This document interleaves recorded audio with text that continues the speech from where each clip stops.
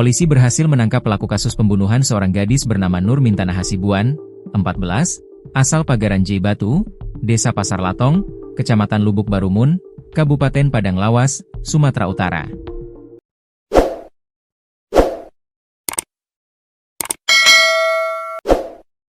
Pelaku bernama Hairil Ada Lubis, 49, ditangkap saat melarikan diri ke Pekanbaru, kata Kasat Reskrim Polres Pasaman AKP Fion Joni Hayes Sabtu 16 Agustus. Kasus ini bermula ditemukan seorang gadis yang tak bernyawa lalu dibuang ke sebuah selokan di pinggir Jalan Kampung Binubu, Nagari Sontang Cubadak, Kecamatan Padang Gelugur, Kabupaten Pasaman, pada Selasa, 12 Agustus 2025. Kepala korban bahkan dibenamkan ke lumpur hitam di lokasi tersebut.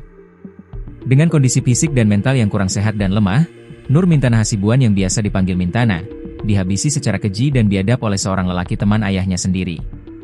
Gadis kecil nan lemah, yang hanya mengenyam pendidikan hingga kelas 2 SD itu, akhirnya meregang nyawa di tangan kekar lelaki yang ia panggil sebagai uak, paman.